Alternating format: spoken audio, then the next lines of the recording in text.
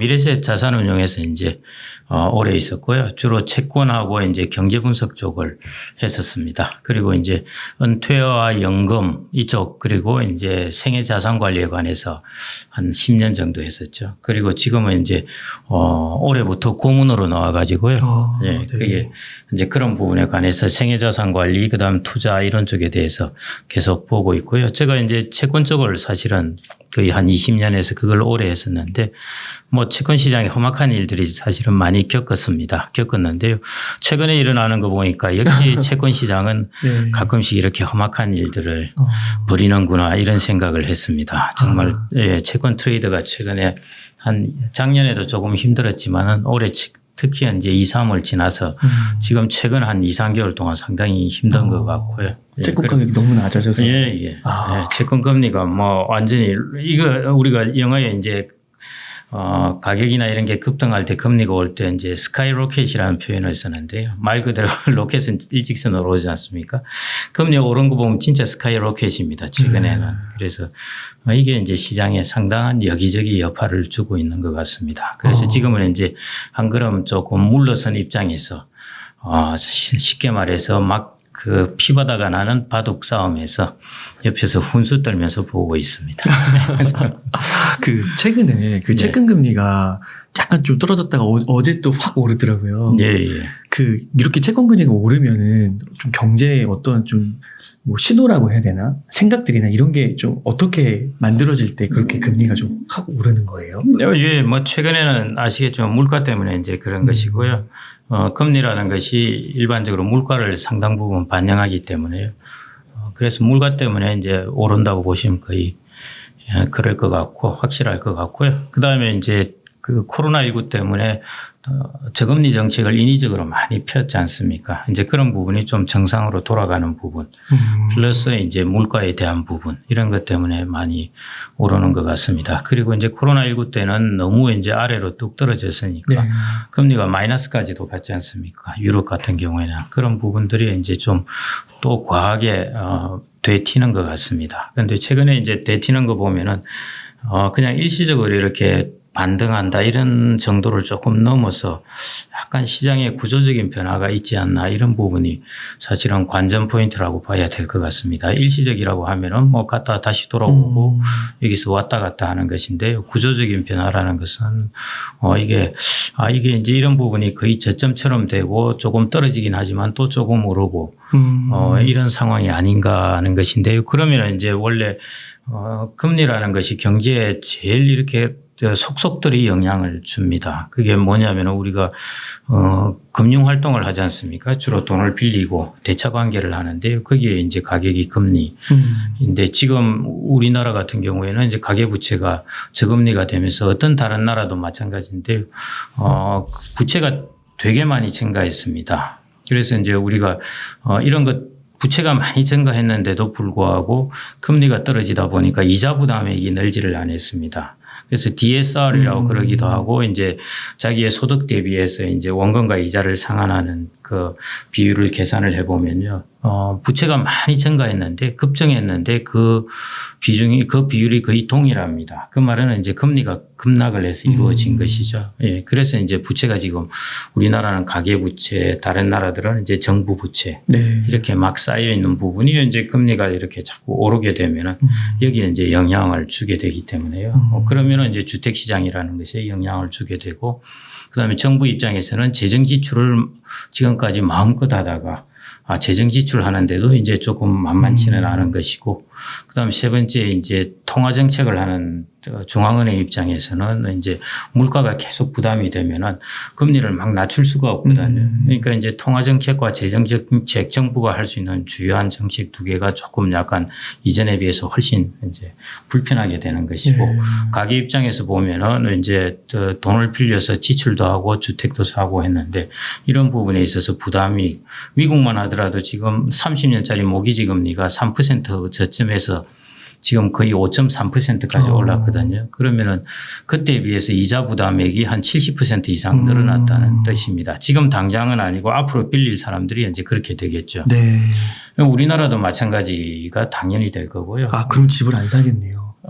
안 사지는 않은데 이제 이자 부담이 이제 있으니까 이전에는 이자 부담액은 적고 자산의 가격 상승은 높을 것 같고 하니까 엄청나게 뛰어드는 것이죠. 그런데 이제 자산의 가격 상승 폭은 줄어들 것 같고 이자 부담액은 증가하고 하니까 여기에 대해서 이제 훨씬 모멘텀이 훨씬 약하게 되는 거죠. 네, 그런 부분이 이제 앞으로 시장에서 차츰차츰 일어날 부분입니다. 이게 이제 처음 바로 충격을 때렸을 때 주택시장 같은 경우는 야 금리 올라왔네. 주택 가격 급락. 주택시장은 이런 게 아니거든요. 주식시장은 그렇습니다. 주식시장은 뭐 하루에도 4% 5% 뚝뚝 떨어지는데 주택시장은 거기에 비해서 이제 항공모함이 이렇게 터닝을 하듯 천천히 터닝을 하기 때문에 아직 그런 쪽에 이제 반영이 본격적으로 되지는 않았으니까 그런 상황이 아닌가 싶습니다. 금리가 오를 때는요. 그 새로 진입하는 사람들은 예를 들어 뭐 5% 중반으로 대출을 받는다고 하면 그 전에 뭐 3%에서 받았던 사람들은 이제 그런 게 있잖아요. 그분들은 5%가 아니니까 크게 문제가 안 될 거고 부담이 안 될 거다 이렇게 이야기할 수도 있지 않나요? 예, 그 미국이 그렇고요. 미국은 이제 장기 고정금리 대출을 대부분 받습니다. 그리고 이제 금리가 떨어지면은 이제 조기 상환하고 다시 빌리고 하는 이런 식으로 하기 때문에 미국은 금리의 변동의 부담을 금융기관이 알아서 이제 컨트롤하고 개인들한테는 그 부담을 적게 주려고 하는 겁니다. 예, 그러니까 장기 고정금리로 대출을 받았는데 금리가 떨어지네. 야, 이거 나 손해인데 이래 생각이 되면은 이제 이걸 조기 상환을 하고 다시 받는 거죠. 그런 식으로 그다음 금리가 계속 올라가네 하면 그대로 있으면 되는 겁니다. 그게 이제 미국의 모기지 시장의 제일 큰 특징이고요.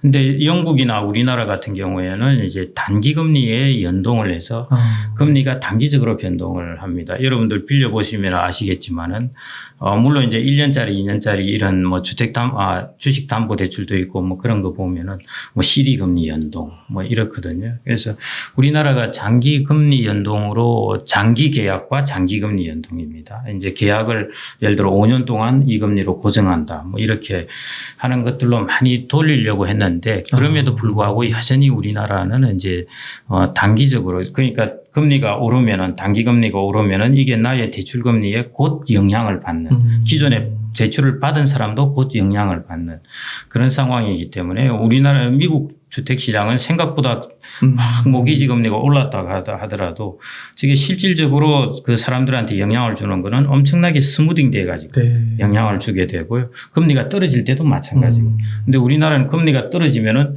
와장창 좋은 영향을 받고 금리가 올라가면은 와장창 나쁜 영향을 받는 구조입니다. 그래서 영국은 이전부터 영란은행이 중앙은행이 금리 올리는 것에 대해서 일반인들이 첨예하게 관심을 가졌습니다. 왜냐하면 자기 바로 비용으로 연결되니까요. 우리나라도 이제 그런 것이죠. 그래서 우리나라는 미국이 금리 올리기에 앞서서 50bp를 이미 올렸지 않습니까? 그래서 이제 그런 특징 때문에 그러니까 우리나라는 지금 미국보다 훨씬 빨리 이 금리가 오른 거의 영향을 직접적으로 일반인들이 이제 바로 받고 있다는 것입니다. 그 비율은 뭐 한국은행이나 이런 데서 정확히 해서 이제 계산을 해보겠습니다만은 그게 이제 미국이나 이런 데 비해서는 훨씬 높다는 것이고요. 그래서 우리나라는 단기 금리를 올리고 하면은 바로 주택 대출을 받은 사람들 혹은 뭐 신용 대출을 받은 사람은 당연히 그거는 관계가 없으니까 그렇다 하더라도 하여튼 거기에 영향들이 바로바로 오게 됩니다.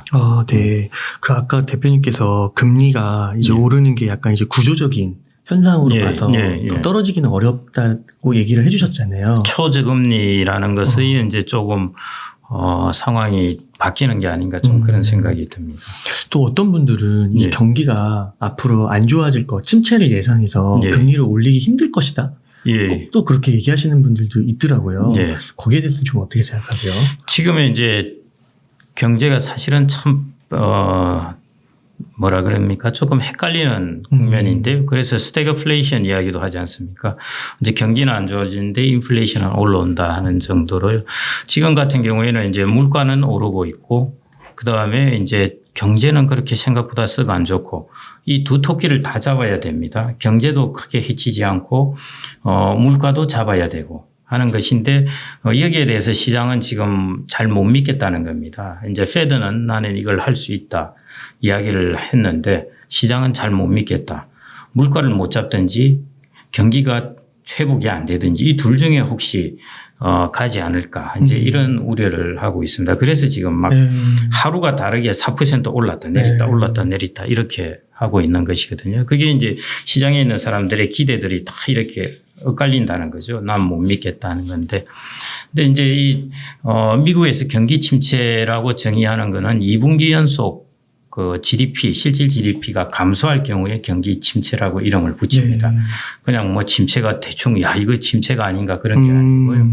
그렇게 되기 때문에 미국에서 지금 이제 제일 이렇게 경기에 대항할 수 있는 큰 무기라고 할 수 있는 것은 이제 가계 소비 지출 부분입니다. 왜냐하면 코로나19 때 가계가 소비를 하지 않고 저축을 해서 모아둔 돈이 많이 있습니다. 그래서 이 돈이 언제든지 지출을 위해서 나올 수 있다는 것. 그게 이제 경기 침체를 막을 수 있는 제일 주요한 요인인 것 같고요. 특히 미국 같은 경우는 경기를 이제 소비가 이끌게 되거든요. 그래서 저는 2분기 연속 마이너스를 간다는 경기 침체라는 국면은 넘어가지 않을까 그렇게 생각이 되고요.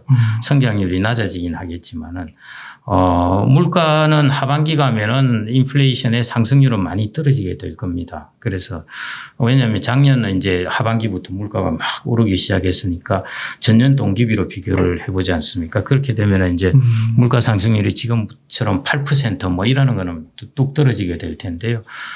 문제는 물가가 여기서 이제 끝나는 게 아닐 것 같다는 것입니다. 그래서 오히려 주식시장은 하반기나 돼서 한번 기회가 단기적으로 올 수는 있을 것 같은데 하반기나 뭐 내년 상반기 한 1년 정도까지 단기적으로 올 수는 있을 것 같은데 기회라고 하면은 이제 지금 이제 그 나스닥이라든지 이런 것들이 기술주가 금리 상승에 대한 것들을 이제 선반영하면서 많이 떨어졌지 않습니까? 근데 이제 금리를 한 50bp 정도 한 두 번 정도 올리고 나면은 뭐 이제 추가로 올릴 게 한 50에 또 50bp 뭐 한 2.5 근처 가면은 상당 부분 거의 온 게 아닌가 이렇게 생각이 되고 이제 인플레이션도 어느 정도 조금 하반기에 잡힌다고 생각되면은 주식시장이 좀 안도를 하겠죠. 거기다가 이제 경기가 침체라기보다는 조금 저성장이었고 뭐 이런 생각을 하게 되면요. 그런데 이제 경기에 대한 것보다 더 걱정스러운 게 이제 이렇게 우리가 보시듯이 뭐 냉면값이 10,000원을 넘어갔다 하면은 이제 근로자들이 당연히 임금에 대한 인상 요구가 있게 마련이죠. 그래서 이제 임금이 오르면서 물가가 또 오르게 되고 하는 이게 제일 겁난 부분입니다. 그게 내년쯤 아마 이루어질 것 같고요. 그래서 물가에 대한 부분이 내년 정도 그래서 제가 구조적이라고 말씀드리는 게 그렇게 빨리 불식되지는 않을 것이다는 것. 그러면 이제 금리라도 쉽게 뚝 떨어지기는 어렵거든요. 그런 부분이 조금 우려되는 부분입니다. 그러면은 이게 물론 그 미래는 좀 알 수는 없지만 아까 기회라고 말씀하신 게 올해 말이나 내년 초쯤에 올해 하반기 정도라고 저는 그때가 좀 저점이 될 수 있는 안정화될 수 있는 포인트. 이제 인플레이션이 수치적으로는 조금 이제 안정적으로 나오게 될 거고요. 예.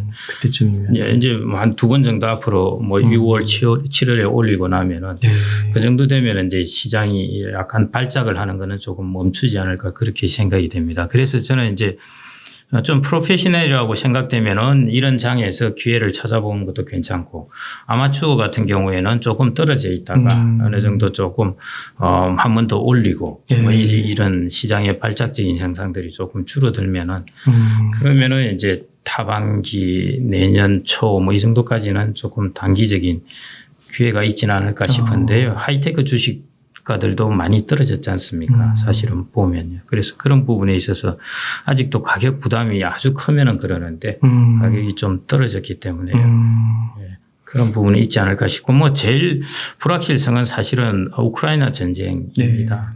그게 우크라이나 전쟁이 나기 전까지의 경제 전망에 대한 패스, 물가에 대한 패스 이런 것들이 우크라이나 전쟁이 나면서 이게 완전히 이제 뒤틀려져 버렸습니다. 그래서 생각보다도 장기화되고 있고요. 뭐 베트남 전쟁이나 이런 거하고는 뭐 완전히 다른 게 우크라이나는 뭐 곡창지대이고 지금 곡창지대를 다 항구나 이런 걸 다 봉쇄하고 있거든요. 러시아가 상당 부분을. 그러니까 이제 전 세계 밀이라든지 이런 공급에도 영향을 주게 되고 그다음에 러시아 자체가 이제 원자재를 수출하는 나라고. 근데 이 수출을 지금 무기화하고 있고 이러니까 뭐 아프가니스탄 전쟁이라든지 베트남 전쟁 이런 거하고는 그 세계 경제에 미치는 파급 효과가 네. 완전히 다릅니다. 이게 그래서 지금 최근에 코로나19 이후에 이제 원자재 가격이 농산품이라든지 원자재 가격이 한번 점프해서 다시 이렇게 진정되려다가 우크라이나 전쟁 때문에 또 한 번 점프를 완전히 해버렸거든요.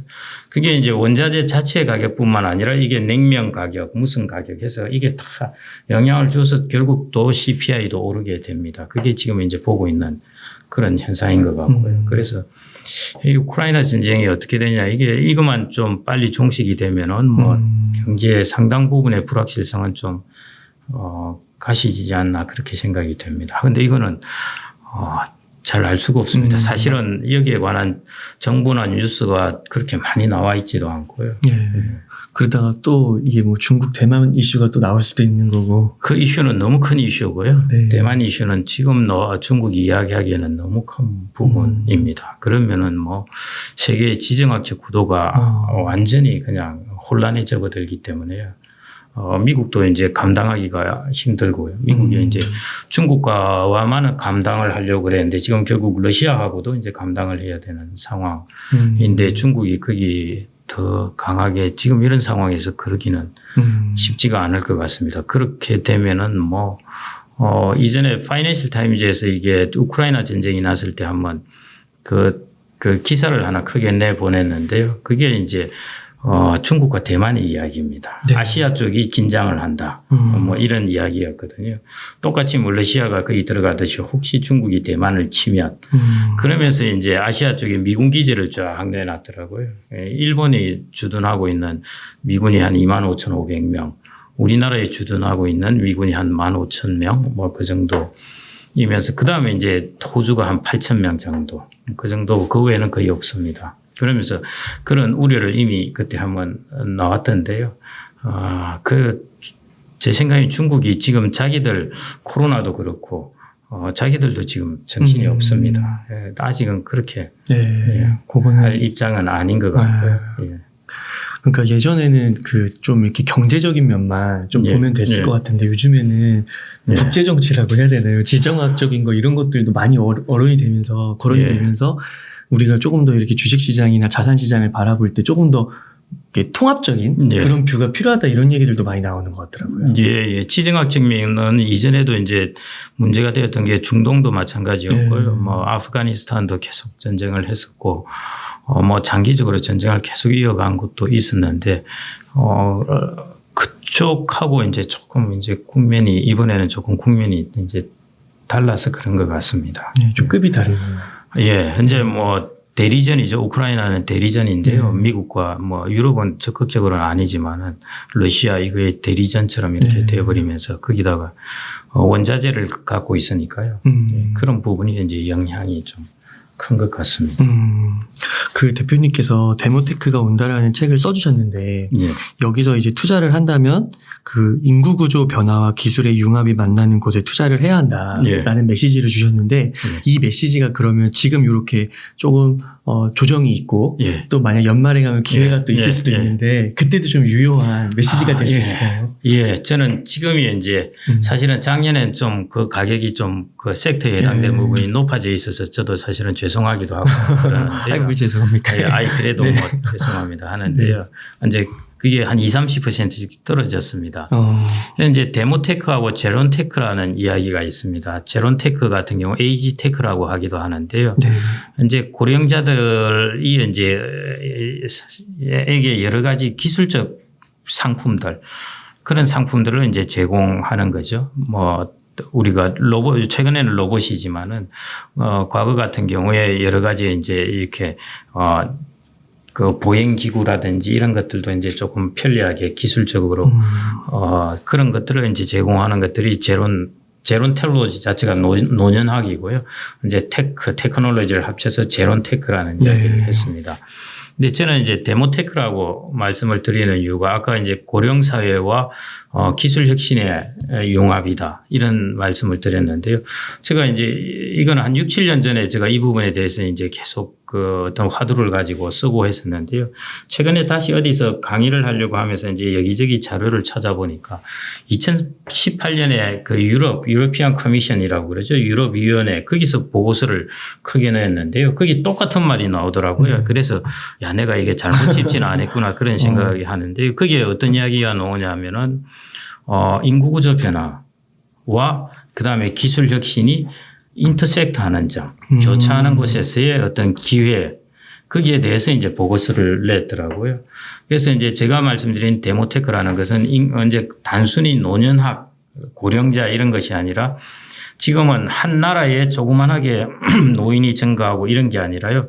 전 세계적으로 증가합니다. 그래서 전 세계적인 인구 구조의 변화이기 때문에 이런 거는 거의 데모그래픽 차원에서 큰 부분을 봐야 된다고 해서 제가 이제 데모그래픽이라는 걸 붙이게 됐고요. 그다음에 테크놀로지도 그 단순하게 그냥 우리가 기존에 있던 기술을 잘 접합을 시켜가지고 접목을 시켜서 제품을 만드는 게 아니라 4차 산업혁명이 들어오면서 기존에 있던 기술과 완전히 다른 새로운 기술들로 고령 노년들, 노인들을 위한 제품들이 이제 만들어지기 시작하는 거죠. 유전체 분석도 마찬가지고요. 그 다음에 무슨 강아지 로봇, 아이보 같은 로봇도 마찬가지고 한 것이기 때문에 이거는 제가 보기에 완전히 새로운 패러다임입니다. 그러니까 전 세계가 은퇴를 한다는 패러다임 하나하고요. 그 다음에 4차 산업혁명이 이제 완전히 새로운 제품들을 만들어내기 시작한다. 그래서 이 두 개가 이제 겹치는 곳에서 큰 시장이 이루어질 것이다 해서 제가 이름을 이제 데모테크라고 제가 만든 이름입니다. 유럽위원회나 중국이나 일본이나 다 여기에 관한 보고서들을 다 냈더라고요. 그러니까 이 시장이 앞으로 커질 것은 확실할 것 같습니다. 확실할 것 같고요. 예를 들어 어떤 거냐면 제일 큰 게 이제 바이오테크입니다. 아시다시피 유전체 분석을 중심으로 한 여러 다양한 이제 암, 관절염, 뭐 이런 거 당뇨병, 고혈압 등등 관련된 것들을 이제 좀 더 이제 다른 개인들의 맞춤형 유전자라든지 뭐 이런 것들 표적 치료제라든지 이런 것들을 통해서 들어가는 바이오테크 부분이 있을 거고요. 그다음에 이제 디지털 헬스케어 부분이 아주 큰 부분으로 있습니다. 그런 부분들이 이제 있고 그다음에 이제 로봇이 있고요. 그다음에 이제 메타버스 세계, 게임이라든지 이런 부분의 세계, 이런 것들이 이제 4차 산업혁명의 혁신적인 기술인데요. 이게 이제 고령자들하고 접목되는 부분에서 저는 시장이 앞으로 이제 좀 크게 형성되리라고 보아지고요. 그래서 지금 이제 바이오가 고점 대비해서 뭐 ETF 같은 경우가 한 30% 뭐 이 정도 떨어졌습니다. 그래서 저는 이제 이번에 퇴직하면서 이제 퇴직연금을 IRP로 옮겨오지 않습니까? 거기서 이제 그 1월 달에 이제 쭉 다 찾아가지고 이제 옮겨놓았는데요. 여기서 뭐 기본적으로는 뭐 지수라든지 펀드를 이제 사고 지금 상황에서는 뭐 가치주나 이런 것들이 괜찮을 것 같은데요. 좀 더 이제 지금 상황에서는 가치주라는 것이 괜찮고요. 이제 미래의 성장성을 얻기 위해서 이제 준비하고 있는 자산들이 이제 바이오 ETF라든지 이런 것들을 이제 좀 틈틈이 사고 있습니다. 예, 꾸준히 그냥 적립하는 형태로. IRP 계좌에서요? 예, 예. 그러니까 이제 현금으로 다 찾아가지고 왔으니까 이걸 이제 조금씩 리츠도 좀 리츠도 좀 사놓고요. 그 위에 이제 이런 부분은 좀 이렇게 틈틈이 사고 있는데 제가 이제 어제 그 관련된 ETF들을 한번 쭉 가격을 한번 쭉 패스를 보았습니다. 그랬더만 이제 게임, 로봇, 바이오 이런 것들이 거의 코로나19 시점 S&P 대비해서요. S&P 대비해서 코로나19 때는 어마어마하게 아웃퍼폼을 했다가 다시 S&P하고 거의 붙었더라고요. 그래서 이제 가격 부분이 상당히 이제 조금 거품은 꺼지지 않았나 좀 그런 생각을 하게 되었고요. 그래서 이런 쪽을 좀 이제부터 좀 틈틈이 이렇게 뭐 돈이 있으실 때 이렇게 조금씩 모아 놓으시면은 나중에 수익이 괜찮지 않을까 그렇게 생각이 됩니다. 아, 네. 이게 참 일률적으로 말하기가 어려운 부분일 수 있는데 보통 이렇게 유망한 이렇게 투자처에 봤을 때 한 고점 대비 한 30% 이렇게 떨어지면 예. 이거는 괜찮다 이렇게 가격이다 예. 이렇게 판단은 좀 어느 정도는 할 수 있는 건가요? 어림짐작. 그거는 뭐 경우에 따라서 뭐 50% 떨어지기도 하고 그러는데 50% 정도면 진짜 이제 충분히 떨어졌고 왜냐하면 50% 떨어졌다가 원래 자리를 들어가면 수익률이 100%가 되는 것이거든요. 그러니까 그 정도 기회 같으면은 뭐 그리고 통상적으로 이제 전체 종합 주가 지수가 한 20% 떨어지면 상당히 큰 시약이고 한 40%는 뭐 거의 이제 금융위기 상황 정도로 오는 큰 시약 정도이거든요. 근데 ETF는 그 중에 이제 한 섹터를 모아둔 것이니까요. 종합 주가 지수보다는 이제 변동성은 크겠죠. 그래서 이제 한 30에서 50이면은 거의 뭐 상당 부분 버블이 꺼진 거라고 보면 될 것 같고요. 종목은 알 수 없죠. 종목은 한 기업이 뭐 망해버리면 끝이니까요. 그거는 뭐 의미가 없습니다. 없는데 ETF 같은 경우는 어떤 경우는 뭐 한 50종목 있는 것도 있지만은 뭐 한 100종목, 150개 종목 이렇게 있는 것도 있으니까요. 한 섹터니까요. 아무려면 헬스케어라는 섹터 혹은 바이오테크라는 섹터 하나가 완전히 사라지겠습니까? 저는 뭐 그래도 결코 그러진 않을 거라고 보고 있고요. 지금 뭐 고령사회가 이렇게 닥치고 있는데 제가 보기엔 뭐 바이오테크에 관련된 부분은 뭐 굳건하게 진행되리라고 보고 있고요. 이제 베이비 부모들이 지금 많이 나가고 있습니다. 베이비 부모들이 나가고 있는데요. 이 베이비 부모들이 지금 얼마 전에 제가 이제 자료를 하나 보니까 미국의 베이비 부모가 전체 웰스 부의 한 55% 정도를 들고 있는 것 같더라고요. 많이 찾으시죠. 예, 그 베이비 부모가 그러면 젊을 때는 어땠느냐 했는데 이 친구들은 젊을 때도 상대적으로 부를 지금 젊은 사람들보다 부를 더 많이 가지고 있었더라고요. 그러니까 이 친구들이 60년대 이럴 때 이제 사회에 진출하면서 미국 경제가 성장하면서 그때부터 돈을 또 좀 벌었었고 부동산도 오르고 했던 것들이 계속 이제 이어지면서 미국의 베이비 부모들의 부가 지금 거의 뭐 전체 부의 절반 이상을 가지고 있으니까요. 그런 것들이 이제 이런데 지출을 할 수 있는 여력을 가지고 있지 않나 그렇게 생각이 됩니다. 아, 네. 그래서 앞으로 작년에는 저도 사실은 이제 막 코로나19 이후에 이것들이 너무 가격이 올라서 조금 부담스러웠습니다. 쓰기는 썼는데 S&P 500에 비해서 너무 아웃퍼폼을 하고 마치 10년치 이익을 한꺼번에 앞당겨서 그 밸류에이션을 해서 가격이 오른 것 같은 이제 그런 느낌을 가졌거든요. 근데 뭐 코로나가 10년 가는 건 아니고 뭐 한 2, 3년 가고 끝나니까 지금 이제 다시 돌아왔는데 다시 S&P 500으로 돌아온 것은 조금 이제 충분히 조정된 게 아닌가 이런 생각도 좀 들기는 합니다. 경제력을 갖고 있는 베이비 부머 세대에 딱 처한 상황이네요. 예, 그렇습니다. 그래서 제론 테크 뭐 이런 쪽으로 단어를 생각하셔도 좋지만은 그거보다 투자를 하는 사람 입장에서는 그 단어를 데모테크라는 걸 좀 생각을 하시면 제가 만든 말이라서 잘 기억이 안 되실 수도 있는데요. 데모그래픽 하면은 큰 인구구조 변화입니다. 근데 자그마한 한 나라 뭐에 뭐 고령자가 좀 증가했는데 여기 제품을 팔아볼까 그런 게 아니라는 겁니다. 이거는 전 세계적인 그래서 그린스펀이 세계가 은퇴한다고 자기 자서전에서 이야기를 했거든요. 그래서 인류 역사상 어마어마한 변화입니다. 데모그래픽의 변화. 거기다가 4차 산업혁명이라는 것까지 결합되었으니까요. 제가 한 예를 들면은 뭐 한 3, 4년 전의 이야기인데요. 저 아는 분의 이제 그 친구분의 사모님 이야기인데 이제 무릎이 안 좋아서 저 그때 하도 이게 이제 그 이야기를 듣고 쇼크를 받아가지고 그 자주 이제 인용을 하는데요. 무릎이 안 좋으셔가지고 제대로 잘 걷지 못하시고 이렇게 다니셨는데 일본에 가서 이제 줄기 셰프로 관절 치료를 받고 골프를 뭐 18호를 다 치고 다니신답니다. 그런데 그때 이제 한 2주 정도 가서 일본에 가서 이제 줄기 셰프 치료를 받았는데 그때 가격이 한 1억 5천 정도.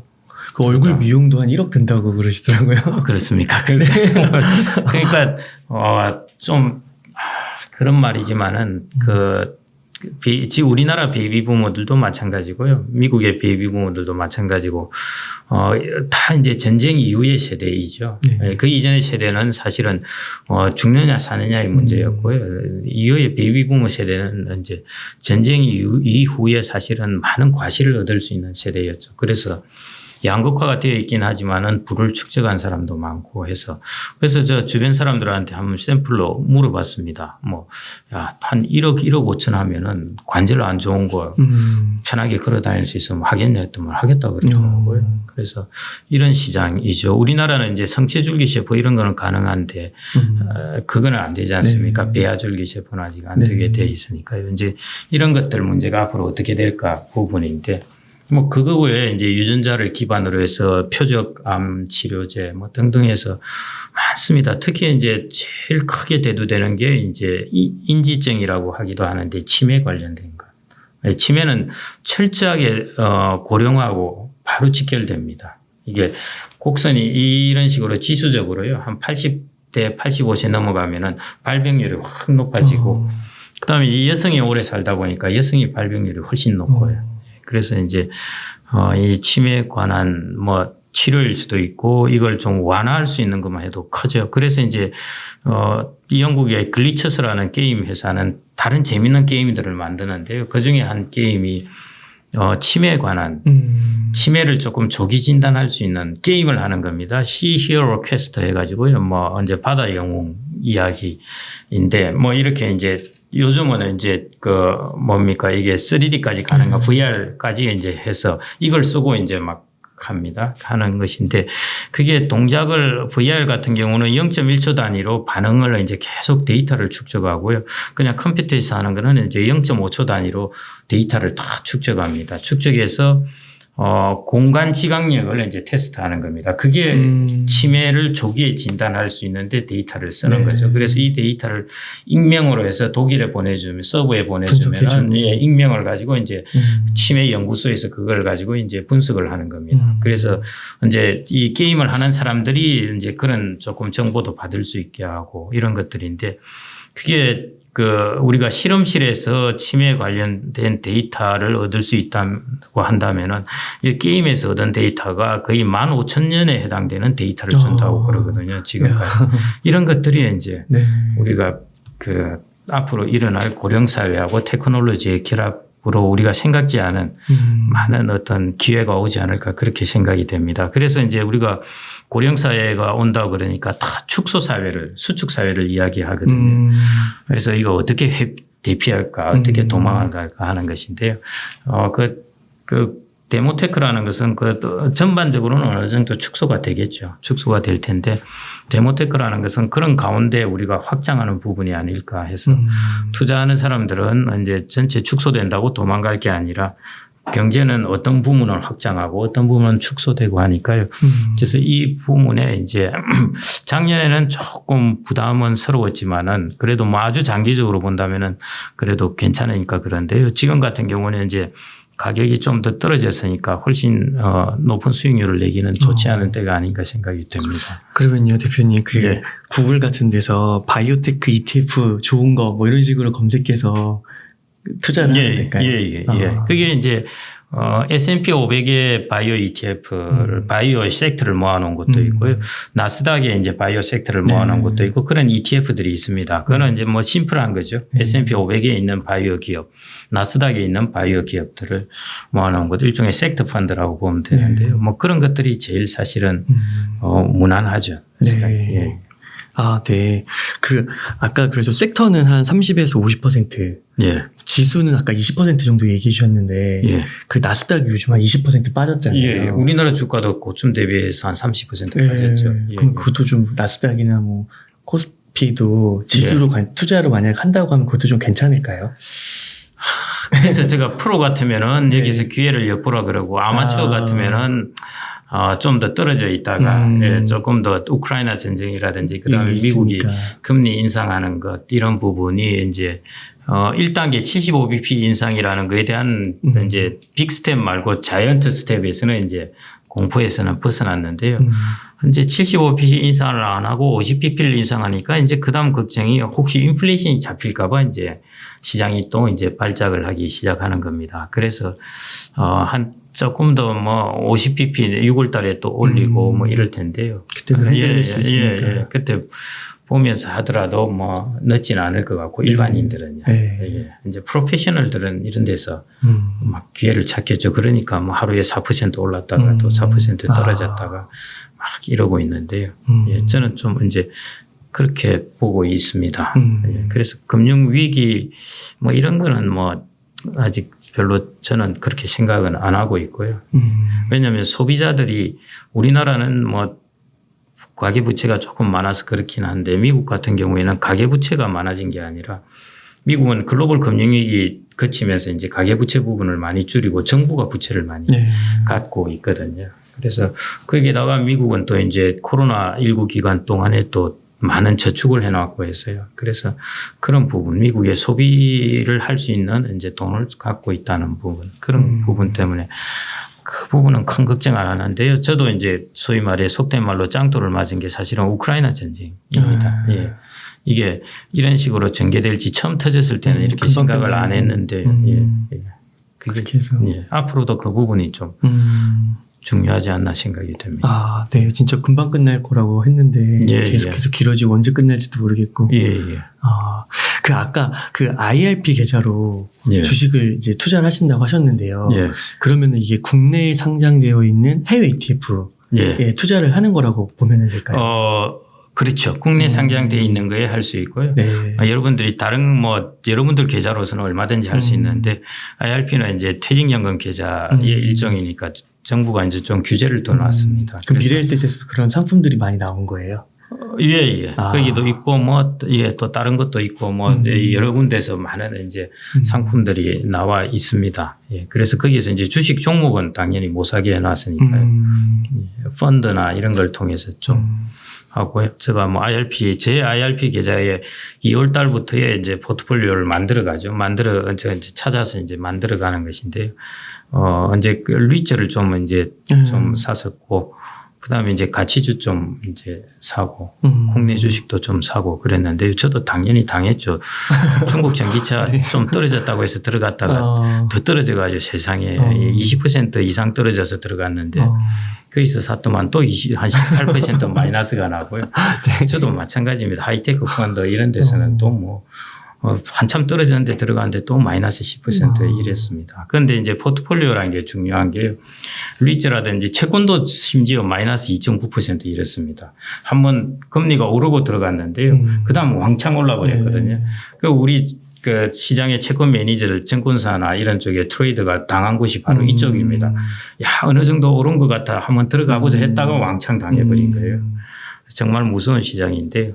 그래서 저도 그때 이제 조금 채권 펀드에 들어갔는데 그게 뭐 마이너스 2.9%, 채권 펀드가 마이너스 2.9 이러면 사람들은 이제 깜짝 놀라죠. 그런데 이제 리츠나 이런 데서 조금 오른 것들 뭐 이렇게 해서 대충 포트폴리오를 배분에 맞춰가서 이제 큰 뭐 손실 없이 그렇게는 되어 있는데요. 분산을 해야 되는 거죠. 예. 그래서 하여튼 분산을 해야 됩니다. 그 혹시 리츠도 관심이 많으셔가지고 리츠 조금 리츠도 해외 리츠인가요? 아니면 국내 리츠인가요? 국내 상장되어 있는 해외 리츠가 좀 있고요. 그 다음에 이제 예를 들어 물류 리츠 같은 경우는 미국의 페덱스나 아마존이 무슨 플로리다나 이런 쪽에 이제 휴스턴이나 이런 쪽에 이제 가지고 있는 물류 창고 빌리는 왜냐하면 임대료는 이제 고정되어 있으니까요. 장기 임대하고 할 테니까 그런 것들 뭐 가지고 있는 것도 있고 그 다음에 이제 뭐 국내에 있는 것 같은 경우는 이제 소비 시장이 그래도 그나마 좀 살아날 테니까 롯데 리츠라든지 뭐 이런 것들을 좀 가지고 있다든지 하는 식으로 해서 우리나라도 이전에는 곡물 리츠가 몇 년 전만 해도 거의 없었습니다. 4개, 6개 뭐 이러다가. 근데 차근차근 이제 상장들이 되면서 지금은 뭐 쭉 검색해 보니까 한 20몇 개는 되는 것 같더라고요. 예, 자꾸 늘어나던데 아마 앞으로 리츠 시장이 많이 커질 겁니다. 그러니까 좀 종류가 ETF가 다양하게 펀드도 나와야 이제 리츠 시장도 커질 텐데요. 그게 이제 앞으로 계속 커질 것 같고 그래서 지금은 이제 사실은 금리가 오르면 리츠 가격은 떨어져야 됩니다. 왜냐하면 배당이 아니라 임대료 같은 경우는 장기 고정인데 금리가 오르면은 이게 상대적으로 손해지 않습니까? 그러니까 리츠의 가격이 떨어져야 되거든요. 그런데 최근에 이제 리츠 가격이 오른 게 이제 물가 오르는 것 때문에 부동산 가격이 오르게 될 테니까 왜냐하면 뭡니까 원가가 오르게 되니까요. 그것 때문에 이제 좀 조금 오른 것 같더라고요. 그래서 리츠는 그렇게 뭐 단기적으로 저는 보는 건 아니고요. 그냥 적절한 배당 수익률이 되면은 배당 받는 것 그런 것이고 우리 이제 이제 우리나라에 상장돼 있지만 해외 관련된 것 혹은 해외 상장돼 있는 거라든지 이런 것들을 사면은 이제 좀 재밌는 게 그겁니다. 심심한 배당금이 입금됐다고 연락이 와요. 우리나라 주식 사면 어떻습니까? 1년 내내 기다려가지고 뭐 배당 결정되었다. 그 다음 배당금 언제 들어오지? 한 4월이나 한참 진을 빼고 이제 들어오거든요. 정말 재미없습니다. 1년 배당 주는 배당 주식을 도대체 1년을 들고 있어야 될 이유가 뭐가 있으며 가격도 별로 안 오르는데 차라리 1년 동안 열심히 다른 운용하다가 배당 일 전에 떡 사가지고 배당 받고 끝내는 게 낫지. 뭐 어차피 배당 나이 떨어지긴 하지만요. 그건 근데 외국 같은 경우에는 이제 보면은 리츠도 배당을 자주 해주는 것이 있으니까요. 특히 이제 젊으신 분은 좀 다른데 이제 퇴직을 하고 현금이 필요하신 분 그때그때 생활비 그런 것 같은 경우에는 이런 심심하면은 이렇게 배당을 주는 것이 필요하거든요. 예. 그래야 뭐 내가 지금 가격이 예를 들어 주가가 많이 떨어졌는데 생활비가 필요해서 주식을 팔아야 되는데 이렇게 배당이라든지 이런 것들이 떨어지면은 이거 들고 이제 우리가 그냥 생활비에 쓰고 이거는 놓아둬도 되니까요. 그래서 뭐 퇴직한 사람들 그 전후의 분들은 더욱더 이런 자산이 중요하게 될 겁니다. 그래서 그 중에서도 이제 가장 금리보다 좀 더 주고 그나마 또 장기적으로 부동산 가격도 좀 오를 수 있고 한 게 이제 리츠이지 않습니까? 그래서 이 시장이 앞으로 우리나라에서 고령 사회와 함께 이 시장이 좀 핫한 시장 중에 하나가 될 것 같습니다. 그래서 혹시 뭐 한 50대 이런 분들이 계시면은 리츠에 대해서 좀 공부를 하시고 이래서 나중에 이걸 평생 나의 자산관리 도구로 삼겠다. 왜냐하면 일본의 J-리츠도 있고 싱가포르의 리츠도 있고 미국의 리츠도 있고 이게 이제 대표적인 리츠입니다. 뭐 유럽 이런 것보다는 이런 그다음에 이제 우리나라가 앞으로 리츠 하겠죠. 그럼 이 4개 시장 정도만 가지고도 이제 충분하거든요. 싱가포르도 어차피 다 글로벌 리츠를 다 상장을 하니까요.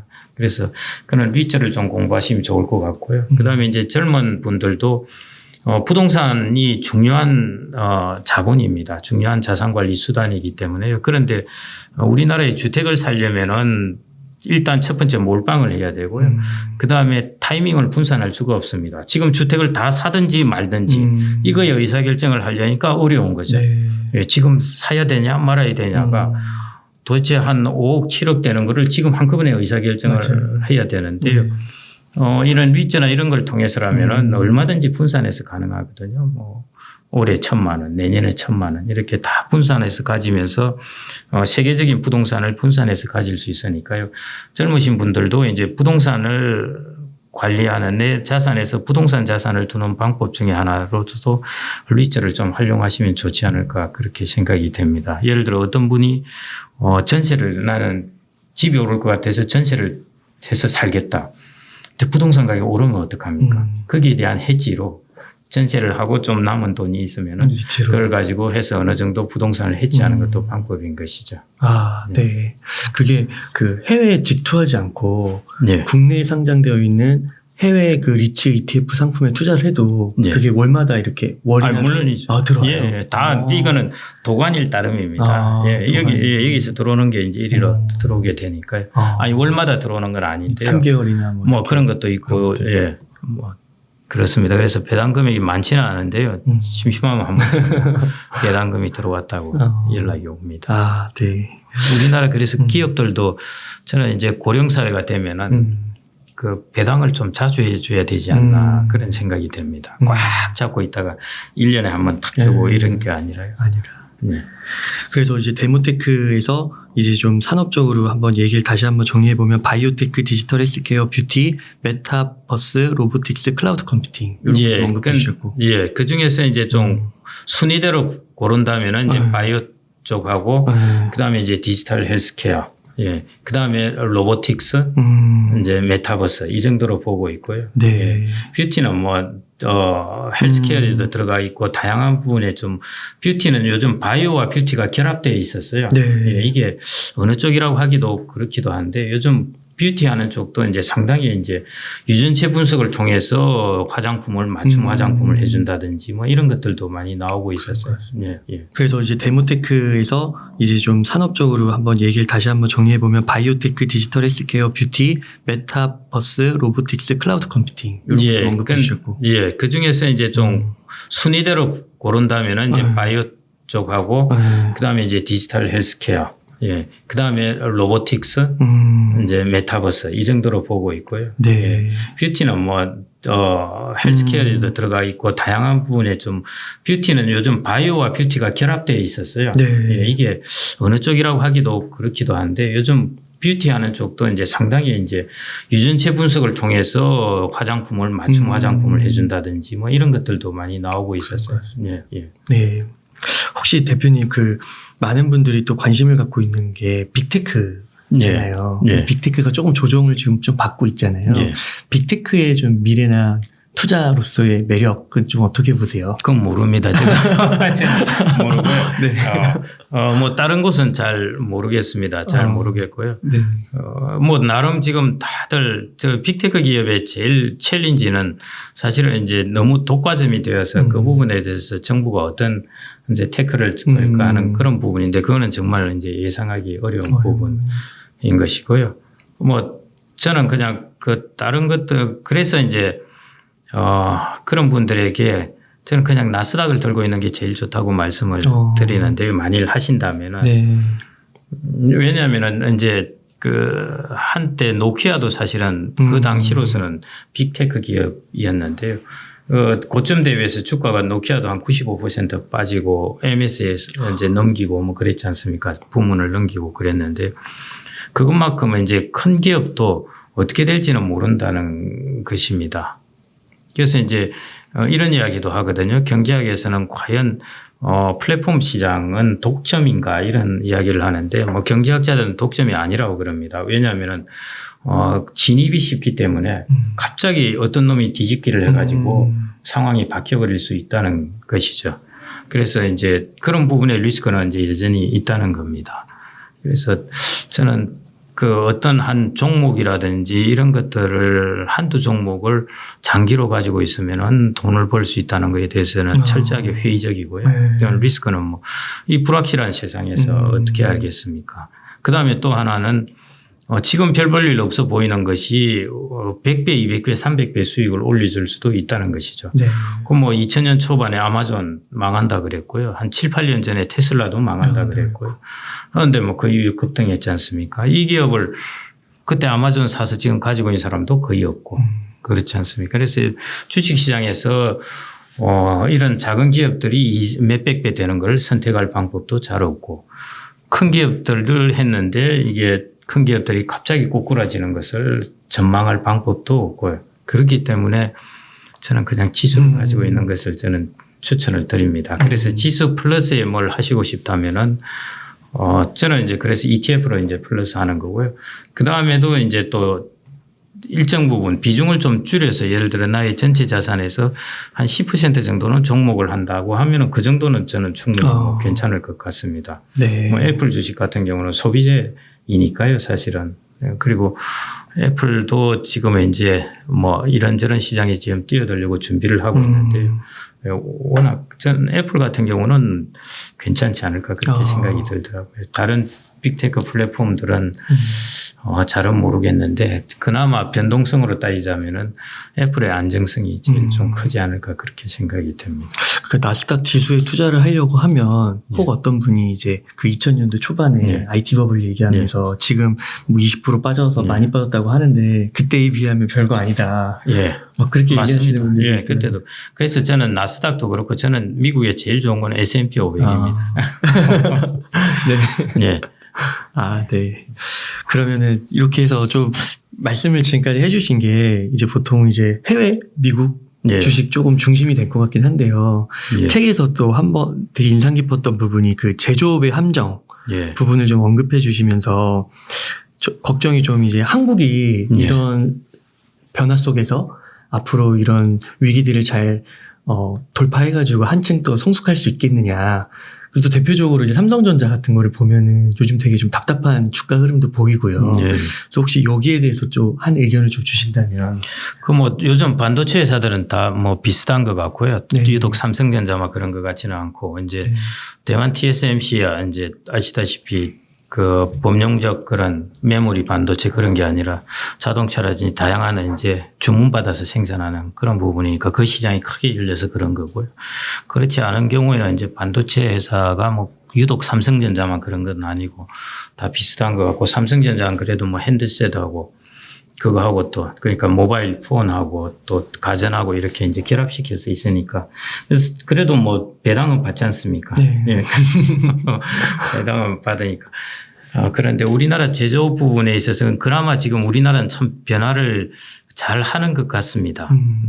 그 한 2010년대, 2010년 초나 2000년대 뭐 이때하고 지금하고 탑10 시가총액 탑10 기업들을 보면 완전히 한 6, 70%가 바뀌어 있거든요. 그러니까 많은 변화를 한 것이죠. 그런 면에서는 저도 이제 긍정적으로 보고는 있습니다. 보고는 있는데요. 우리나라 1인당 GDP가 보니까 2000년에 $10,000였다가요. 지금은 이제 34,000달러 정도 됩니다. 1인당 GDP라고 그러니까 그러는데 한 가구가 3인 가구로 되어 있다면 1억이네요. 예, 그렇죠. 그 2000년 초반에는 $30,000. 그러니까 한 가구가 대충 그래서 한 3천만 원 정도 이렇게 였다면은 지금 같은 경우에는 거의 1억 1천 이 정도라는 것이죠. 그래서 가구 측면에서 보면은 소득이 불과 20몇 년인데 어마어마하게 증가했습니다. 그래서 이제 주택 시장에도 당연히 영향을 줄 거고 소비 시장도 고급 소비 시장 우리 주변에서 보면은 야 이거 저런 물건을 사나 하는데요. 그거는 우리나라 소득이 옛날 20년 전의 소득이 아닙니다. 완전히 그렇군요. 바뀌었고요. 예. 그래서 그런 것들이 이제 우리나라가 한마디로 크게 요즘 대만이 우리나라보다 뒤처지다 최근에 이제 또 역전하고 있는 것 같은데 구매력 기준으로 보면은 우리나라가 일본보다 이미 역전을 했지 않습니까? 그 정도로 어마어마한 성장을 사실은 했습니다. 그 성장의 결과가 지금 우리가 보고 있는 이런 상황인데요. 근데 제가 이제 우려하는 바는 독일이나 유럽 국가들, 미국은 이제 한 63,000달러가 되는데요. 다른 나라들은 대략 40,000달러, 45,000달러 왔다 갔다 합니다. 30,000달러 후반에도 가기도 하고. 이제 우리나라가 34,000달러에서 뭐 얼마나 더 증가하겠냐는 거죠. 그래서 아마 앞으로, 자기의 소득이 증가하는 것, 이게 과거에 이제 팍팍 뛰는 거에 비해서는 훨씬 둔화되지 않을까 그렇게 생각이 됩니다. 이런 것들하고 그다음에 제조업 같은 경우에도 많은 이제 중국이 따라오고 있죠. 그리고 우리는 이제 선진국하고 제조업을 경쟁해야 되는데요. 선진국도 역시 제조업에 독일도 그렇고 일본도 그렇고 미국도 그렇고 다 이제 제조업 쪽을 중점을 둘 수밖에 없습니다. 그런 이제 경쟁 상황에서 지금까지 한 20년 동안 봐왔던 거침없는 성장 이 부분에 대해서 앞으로는 상당 부분 조금 바틀렉이 걸릴 것이다. 뭐 이게 제가 우려하는 바입니다. 네. 그리고 제조업 국가들이 다 그런 어려움들을 다 겪었습니다. 영국도 겪었고요. 일본도 겪었고 미국도 겪었고 후발 강한 제조업 국가가 항상 따라옵니다. 우리나라는 중국이 따라오겠죠. 네. 그렇구나. 우리나라가 지금 중국에 30% 정도 수출을 하는데요. 중국에 이제 이런 부분, 예를 들어 반도체를 따라온다. 이러면은 뭐 아직은 아닌데요. 그것도 참 우리나라도 운 좋게 미국이 견제를 하고 뭐 하고 이러는 바람에 중국의 반도체 굴기가 지금 막 연기되고 있고 한데요. 이게 빨리 따라왔다고 생각되면은 꽤 크죠. 수출 시장이. 디스플레이 같은 그런 것처럼. 이런 것들이 우리나라가 앞으로 겪게 될 챌린지이고요. 그러면 이제 개인으로서 이 앞으로의 이제 미래를 살아가는 데 있어서 좀 대응을 한다면은 말씀해 주신 대로 좀 투자적인 관점에서는 해외로 좀 눈을 돌려가지고 투자를 좀 하고 그런 식으로 좀 준비를 해야겠네요. 예, 장기적으로는 뭐 자산을 항상 글로벌하게 갖고 계셔야 될 것 같고요. 통화도 글로벌하게 갖고 계셔야 될 것 같고요. 하여튼 다 부동산도 글로벌하게 갖고 계셔야 될 것 같고요. 그래서 이제 투자의 제일 기본적인 원칙은 이제 분산이지 않습니까? 돈을 벌 때는 분산을 해놓은 사람들이 그 종목 투자에서 올라간 사람들을 보면은 정말 못 참죠. 못 참는데 길게 보면은 네. 결국 이렇게 분산을 해서 천천히 확실하게 돈을 버는 것이 길게 보면은 결국은 이제 평균적으로 승자입니다. 평균적으로 승자이기 때문에 그래서 꼭 좀 요즘 많이 분산을 했고 작년 같은 경우에 이제 미장에 갔다가 또 많이 떨어지면서 우리나라는 이미 떨어졌고 우리나라 떨어지면서 미장에 갔다가 또 이렇게 네. 떨어지고 이렇게 해서 이제 두 번. 운없게 된 분들은 그런 경우도 있고 이제 그런 것 같은데요. 지금도 이제 변동성은 크죠. 사실은 미국처럼 저렇게 확실하게 조정을 해주고 내려가면은 올라올 때도 빨리 올라올 수가 있으니까요. 저는 그래서 그 장기적으로는 하여튼 꼭 그 글로벌하게 좀 부동산, 주식, 그 다음에 통화, 예, 이것도 통화도 이제 분산을. 거기에 암호화폐는 혹시 들어갈 수 있나요? 암호자산. 암호자산요. 암호자산은 이거 가지고 이런저런 토론을 해봐도 참 답이 없습니다. 답이 없었어요. 네. 그리고 저희들끼리 저 연령대끼리 토론해봐야 잘 이미 선입관이 있는 것 같고요. 그래서 이거는 이 암호화폐는 이제 그 세대로 보면은 다른 세대의 영역인 것 같습니다. 그래서 그런 세대에서 이제 판단을 하셔가지고 결정을 하시면 될 텐데요. 딴 사람이 암호화폐로 떼돈을 번 사람을 따라서 너무 이렇게 몰빵 투자는 좀 그럴 것 같고요. 뭐 새로운 세대에 대한 투자 이런 걸로 가지고 뭐 계속 보는 것은 괜찮지 않을까 싶고요. 또 이제 얼마 전에 저희들 비슷한 연령대에서 한 분이 이제 그러시더라고요. 암호화폐 밸류에이션은 내재 가치, 본질 가치는 제로가 아닌가. 해서 이제 그건 아니다. 네. 예를 들어 송금을 하는 데 있어 가지고도 송금 수수료가 얼마나 되는데 암호화폐 가치가 단기적으로 안정적이라면은 암호화폐를 바꾸었다가 그걸 다시 그 나라의 통화로 바꾸면은 송금 수수료를 거의 없이 할 수 있는데 이것만 하더라도 이 암호화폐는 밸류에이션을 가지는 게 아닌가 이 기술만으로. 네. 그래서 그 밸류 그런데 만일 지금 은행들이 어마어마한 이 스프레드를 먹고 있지 않습니까? 이 스프레드 시장을 극단적으로 말해서 여기서 다 가져간다면 그런데 어떤 암호화폐가 막 진화를 하면서 가치를 단기적으로 스테이블하게 만들었다고 가정을 하죠. 그러면 송금한 사람들이 이걸 통해서 송금을 해버리고 이거 중개인 거죠. 그러니까 미디엄 오브 익스체인지가 되는 거죠. 교환의 매개 수단이 되는 역할을 하면서 은행들이 가지고 있던 이 스프레드 먹는 이익을 여기서 들고 간다. 네. 그럼 어마어마한 시장이죠. 그 남미 어떤 국가는 진짜 그 GDP의 몇 프로가 그 은행 송금 수수료. 그러니까요. 그게 이제 밸류에이션이 될 수도 있기 때문에요. 그래서 그 다음에 그러기 때문에 우리는 지금 비트코인을 채굴 하는데 가격이 돈이 그렇게 드는데 왜 내재 가치가 없는 겁니까? 타는데 비용이 이만큼 드는 것인데요. 그러니까요. 다른 사람이 이 시장에 들어오려면 이만한 비용을 지불을 하고 들어와야 되는데 내재 가치가 제로라고 하는 것은 마치 제조업체에서 뭘 만들어서 비용을 들여서 물건을 만들었는데 이게 사용도가 어떻게 될지 모르니까 내재 가치가 제로라고 매기는 거나 마찬가지거든요. 어느 제품도 지금은 사용할 것 같지만 사람들이 외면하면은 가치가 제로가 될 수가 있으니까요. 그래서 꼭 그렇게 당장 볼 필요는 없을 것 같고 그런데 이 시장은 너무 초기 시장이라서 앞으로 뭐 가능성은 있는데요. 그거는 젊은 분들, 여러분들의 이 촉으로 가지고 여러분들의 분석력을 가지고 들어가야 될 시장이 아닐까 싶고요. 저는 겁이 나서 잘 못 들어갑니다. 데모테크가 온다를 통해서도 미래에 굉장히 그 명징하게 미래를 한 면을 그려주신 것 같아서 너무 감사합니다. 참 가상자산 하니까 이제 생각이 나는데 가상자산이라고 하는 그 가상화폐로 이제 본다면은 가상자산이라고 하기도 하고 이제 화폐라고 하기도 하는데 화폐라는 이름을 붙이니까 이게 정말 말이 안 되니까 이제 자산이라고 이름을 붙였거든요. 근데 가상화폐라는 이름은 이제 붙일 수는 있을 것 같은데 그 스티븐 스필버그가 감독한 레디 플레이어 원이라는 영화에 보면은 이제 현실사에서 열심히 죽으라고 일을 한 다음에 그 가상화폐를 바꾸어서 오아시스라는 곳에 가서 그걸 쓰지 않습니까? 거기서는 화폐이죠, 사실은. 가상화폐이니까요. 그래서 그런 쪽의 시장도 뭐 얼마든지 커질 수 있을 것 같고 저는 그 레디 플레이어 원 그 영화 보면서 이게 앞으로의 세상의 상당 부분 펼쳐질 세상을 이렇게 좀 일정 부분을 그려주지 않나 그런 생각이 들었습니다. 그래서 방금 말씀하신 가상자산, 가상화폐 이런 부분은 뭐 여전히 아직은 그 가치나 이런 부분 혹은 잠재성이 끝나지 않은 영역이 아닌가 싶습니다. 그게 용어 정리도 아직 안 된 것 같아요. 예. 그래서 저희들 예. 저는 이제 화폐금융이나 이런 쪽이 전공인데요.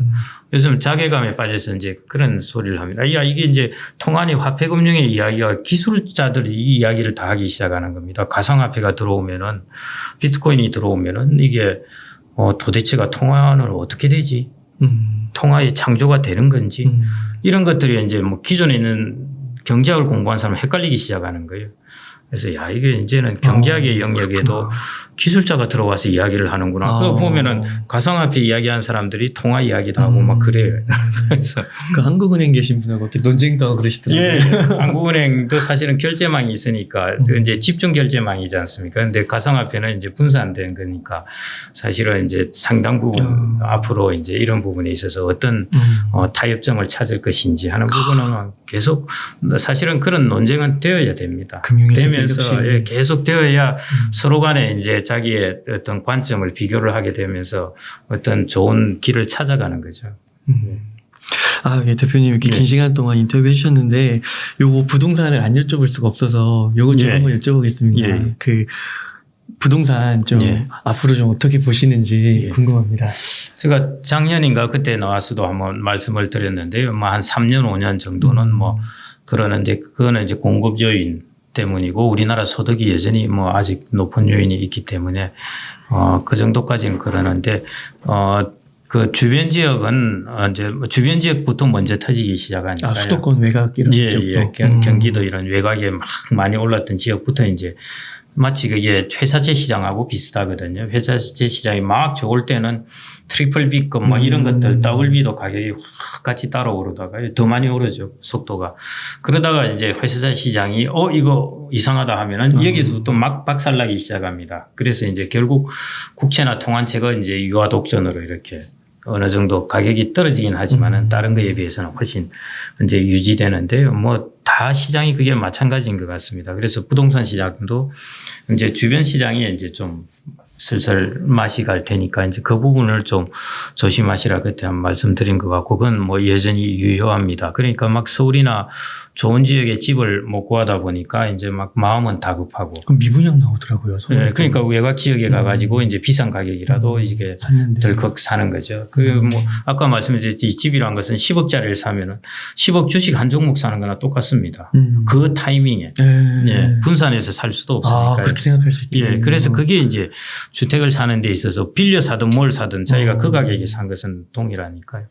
그런 리스크 때문에 이제 그 주변 지역은 조금은 이제 좀 조심을 하시고 그 다음에는 이제 전체적으로는 금리가 이제 생각보다 더 많이 올랐습니다. 저는 이제 금리 이야기하면서 이게 아무리 지가 잘해봐야 제자리이고 더 떨어지지는 않을 거고 그 다음에 오를 일만 남았는데 이게 나중에 주택시장에 뭐 좋을 수가 없다 이런 생각이었는데요.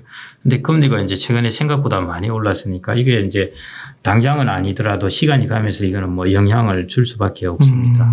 그래서 이런 부분에 영향이 있을 거고 해서 저는 그래도 여전히 이제 공급이나 새집은 부족하니까요. 전체 주택수가 아니라 좋은 새집에 대한 공급을 따지자면은 여전히 부족합니다. 일산에 한 25년 정도 된 집에 사는 많은 사람들이 새집 지으면은 절로 갈래 하고 기다리고 있고, 그 다음에 지으면은 프리미엄을 주고 가겠죠. 이제 그래서 그런 부분이 이제 아직 남아 있기 때문에요. 그래서 뭐 한 2, 3년 동안은 뭐 주택 시장이 그렇게 뭐 툭 떨어진다 뭐 이런 일은 없을 것 같고요. 그런데 그 뒤로 쭉 본다면은 우리나라 주택 시장은 앞으로 뭐 다양하게 이런저런 것들의 변화나 이런 게 생겨날 것 같습니다. 지금 그런 변화 중에 하나가 이제 주택 시장이 철저하게 늙어갑니다. 그 말은 뭐냐면은 60대 이상 가구주가 60대 이상인 그 가구가 왕창 늘어나고요. 20대, 30대, 40대, 50대의 가구는 자꾸 줄어듭니다. 그러니까 주택 시장이 철저하게 늙어가는 것인데. 그 베이비부모 세대들이 돈을 갖고 있어서 그런 건가요? 아니요.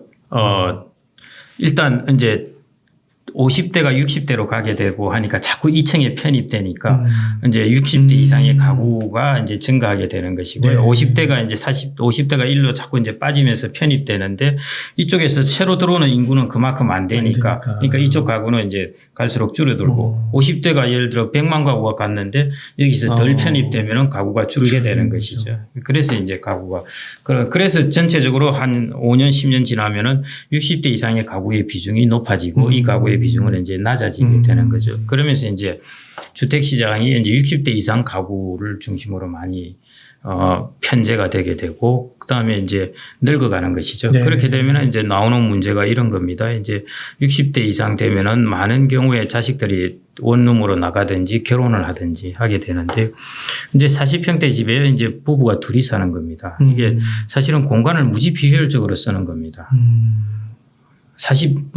일본 같은 경우에 40평대 2명이 산다. 야, 이건 완전히 운동장이거든. 근데 이게 과연 유지될 것인가? 이걸 어떻게 국가는 정책적으로 펴야 될 것인지, 주택을 어떤 식으로 가게 만들어야 될 것인지 하는 것들, 문제들이 앞으로 이제 많이 대두되게 될 것 같고요. 예, 그 다음에 이제 가구가 늙어가니까 60대 이상 가구들이 집 뭐 죽으라고 사고 팔고 하겠습니까? 그냥 앉아 있습니다. 그 가구에 계속.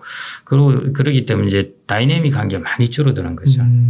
지난 20년 동안 보면은 40대, 50대가 많이 증가했습니다. 제일 많이 증가했거든요.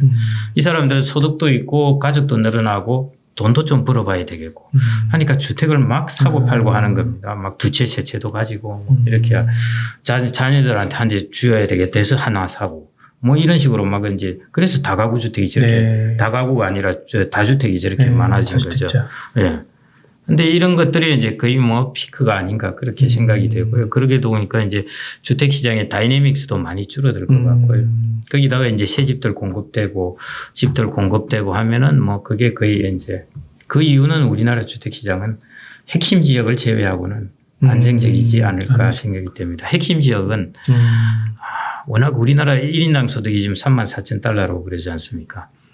양극화돼서 번 사람들은 어마어마하게 벌었기 때문에 핵심 지역에 그 정도 뭐 집가격 정도는 충분히 살 사람들은 여전히 있기 때문에 그런 지역은 좀 예외적으로 가지만은 나머지 지역은 뭐 상당히 안정적으로 움직이지 않을까 생각이 됩니다. 아, 그렇구나. 그 핵심 지역이라고 하면 예. 서울 전체는 아니고 서울에서도 아니죠. 특별하게 예. 뭐 아시겠죠. 뭐 당연히. 네, 강남, 용산, 판교도 해당되는 거고요. 그런 지역 예. 위주로. 판교는 젊은 층이 많기 때문에 상당히 이제 유망한 곳이죠, 사실은. 예. 젊고 소득이 있고 이런 층이 있으니까요. 예, 유망한 것이고 뭐 그런 층입니다. 그러니까 부동산은 어떻게 보면 양극화가 좀 커지는 당연히 양극화돼. 그렇게. 지금은 이제 초저금리에다가 뭐 집값 모자라고 하니까 다 이렇게 이제 뛰어오른 것이죠. 좀 그때 제가 목동을 이야기해서 이게 불만이신 분이 많아서 제가 그 이야기는 좀 그렇고요. 예, 뭐 하여튼 뭐 이러니까 나도 같이 이제 다 뛰고 그럴 수 있습니다. 뭐 다 초저금리고 하니까요. 같이 이제 이것만 살려다 보니까 물량은 모자라고 너무 오르고 하니까 퍼지게 되는 거죠. 그런데 이제 이런 것들이 아까 회사채 시장 말씀드렸듯이 이제 차곡차곡 다시 제자리로 가지 않을까 그렇게 생각이 됩니다. 그 말은 진짜 그 핵심 요지가 아닌 지역에 크게 대출을 받아가지고 잘못된 시기에 몰빵을 해버리는 건 굉장히 위험할 수 있겠네요. 한평생이. 그게 2006년, 7년 이때 이제 많이 일어났었죠. 그러고 나서 한 몇 년 고생했다가 뭐 그때 미분양에다가 뭐 고생을 했다가 이제 다시 이제 쭉 회복하면서 2010년 중후반부터 이제 완전히 치솟아 올랐죠. 그래서 2010년대 전후에서는 그때 뭐 몇 명의 대표 주자들이 이제 주택시장 우리나라 완전히 맛이 간다 막 했다가 이제 의외로 막 올라가니까 이제 그랬는데요. 이제는 이제 인구의 구조가 너무 안 좋게 변합니다. 네. 그래서 아까 대표님께서 말씀해 주신 대로 너무 부동산의 큰 거액으로 한순간에 그렇게 좀 리스키하게 하지 말고 그 데모테크가 온다 해서 소개해 주신 그런 향후 유망한 산업과 함께 리츠 같은 것에 이제 분산 투자하는 거 꼭 한번 생각해 보시면 좋을 것 같습니다. 젊으신 분들은 뭐 가정을 형성하려면 집은 갖고 있어야 됩니다. 그리고 여러분들이 평생에 걸쳐서 집은 이제 하나 소유를 한다고 생각을 하시고요. 그것도 자산이기 때문에. 그리고 우리나라는 주택연금 제도가 있어서 이걸 유동화할 수 있거든요. 나이가 이제 55세 이상 이렇게 되고 하면 유동화할 수 있는데요. 거기를 대비해서도 그렇고 해서 저는 뭐 가정을 이루고 이런 사람들이라면은 그래도 주택을 하나 소유는 하고 있지 않아야 될까 생각됩니다. 그래서 뭐 예. 아예 내가 주택 없이 평생을 보내겠다. 일부는 이제 사실은 주택을 갖고 있으나 갖고 있지 않으나 뭐 세금도 내야 되고 뭐 이러니까요. 큰 차별 없이 그렇게 지내고는 있는데 우리나라는 뭐 그렇지는 않을 것 같고요. 예. 좀 네. 예. 아, 대표님 이렇게 긴 시간 동안 인터뷰 감사드리고 혹시 마지막으로 좀 강조해 주실 말씀 있으실까요? 뭐 특별히는 없습니다. 그래서 제가 데모테크라는 이게 꼭 이게 무슨 이것으로 인해서 이제 테크 뭐 어떤 섹터를 사라 이걸 사라 이런 것보다는요. 데모테크가 앞으로의 흐름에서 큰 두 흐름을 그냥 이야기해 놓은 것입니다. 그게 데모그래픽해서 인구 구조가 변한다는 것. 그 다음에 이제 테크놀로지인데 그냥 테크놀로지 변화가 아니라 4차 산업혁명이라는 어마어마한 쇼크이라는 겁니다. 그래서 이 두 흐름이 앞으로도 세상을 계속 변화시켜 나갈 것이니까요. 여러분들이 이제 그때 보실 때 시장은 막 변합니다. 지금처럼 우크라이나 전쟁, 물가 뭐 이런 것 때문에 또 시장이 흔들리고 급락하고 이럴 텐데 앞으로 세상이 어떤 흐름으로 계속 흘러갈 것인가 하는 이런 부분에 대한 좀 관점을 좀 견지하면서 시장을 보시고 그때 좀 또 기회도 노리시고 또 장기적으로 좀 투자를 하시고 하면은 좋지 않을까 그렇게 생각이 됩니다. 네, 감사합니다. 이렇게 해서 데모테크가 온다의 저자이신 김경록 대표님을 모시고 이야기를 나눠봤습니다. 긴 시간 동안 유익한 인사이트 많이 나눠주셔서 감사의 말씀 드립니다. 오늘 고생 많으셨습니다. 네, 감사합니다. 감사합니다.